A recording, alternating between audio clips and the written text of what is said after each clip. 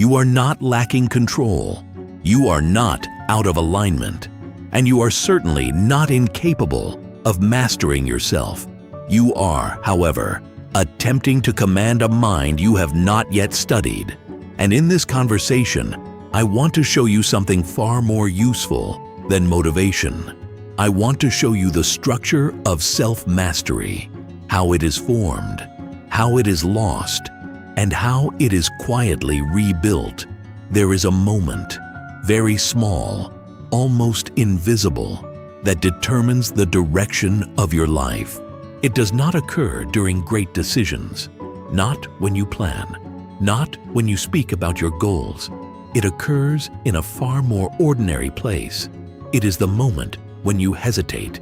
You know the one. You are about to begin something that matters. And in that instant, something in you leans away, not dramatically, not with fear, but with a subtle suggestion, later, and you accept it. Not because you are convinced, but because it feels easier. Now consider this carefully. That small moment, barely noticeable, repeats itself day after day, choice after choice, and gradually something forms, not a decision, a pattern. Most people misunderstand this pattern. They believe they are choosing repeatedly to delay, but that is not what is happening. The choice was made long ago. Now, it is being replayed. In night, the mind is described not as a passive receiver, but as an active field, one that can be trained, directed, and organized through repeated thought and attention.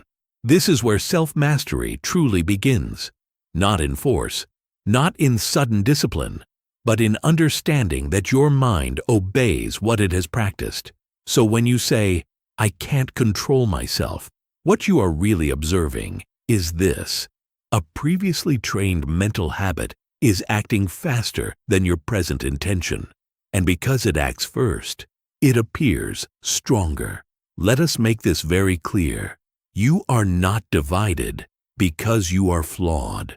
You are divided because different parts of your mind have been trained in different directions. One part has learned to pursue what is difficult and meaningful.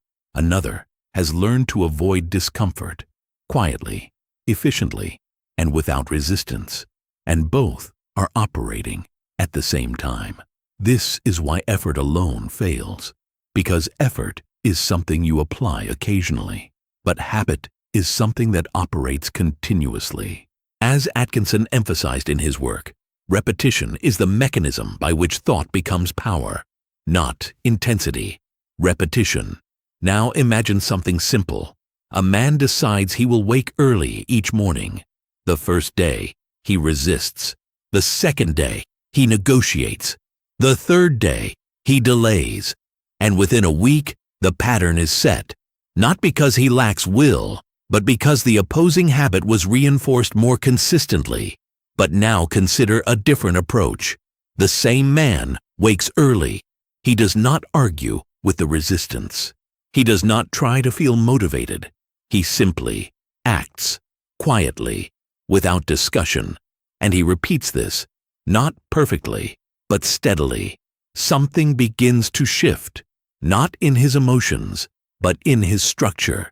This is what Atkinson referred to when he spoke of the development of will, not as a force of strain, but as a power of direction. The will does not shout. It selects, and then it repeats that selection until it becomes natural. You see, self-mastery is not the elimination of resistance. It is the reduction of its authority, and this is done through a very specific process. You do not fight your distractions. You out-practice them. Each time you return your attention, without irritation, without self-criticism, you are strengthening a new pathway. Each time you act without waiting for the perfect feeling, you are establishing a new standard. Each time you refuse to negotiate with delay, you are weakening an old pattern. This is slow work, but it is precise, and over time, it becomes visible. There comes a point when the hesitation still appears, but it no longer governs.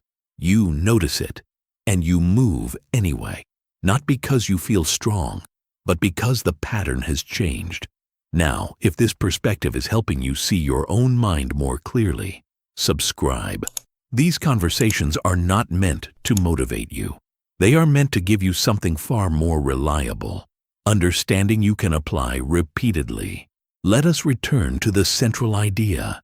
You do not become master of yourself by overpowering your mind. You become master by training it. And training requires three things: clear direction, steady repetition, and the refusal to dramatize failure. There will be days when you return to old patterns. This is not a collapse. It is a continuation of prior conditioning, and it loses power the moment you stop identifying with it. Atkinson emphasizes that the individual must stand on his own mental footing. No teacher, no system, no external force can do this work for you, because self-mastery is not given. It is constructed, and it is constructed in moments so small that most people ignore them. The moment you begin, the moment you continue, the moment you do not stop. Most people wait for clarity before they act, but clarity is often the result of action, not the cause. So they remain in thought, analyzing, preparing, waiting, and the pattern of delay becomes stronger. The disciplined mind operates differently. It does not wait for certainty. It begins and allows clarity to form through movement. This is not a philosophy of intensity. It is a philosophy of continuity. If you understand this, something changes. You stop asking, "How do I become more disciplined?" And you begin asking, "What am I repeatedly reinforcing?" And that question, if followed honestly, will show you everything. Most people attempt to control their lives. Few take the time to understand the mechanism through which control is formed. And until that mechanism is understood, they will continue to fight what they themselves have been building, quietly, daily, unconsciously.